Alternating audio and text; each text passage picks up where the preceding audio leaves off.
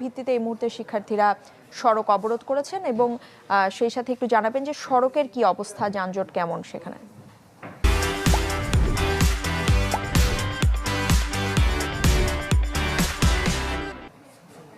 আজ সকাল 11টা থেকে তারা মূলত আজকে দিনের মতো সড়ক অবরোধ করে এবং এটি কিন্তু বেশ কিছুদিন যাবতই এই আন্দোলন, তাদের এই আন্দোলন চলছে। তাদের এক দফা এক দাবি, সেটি হচ্ছে তারা তিতুমির বিশ্ববিদ্যালয়ে যায়।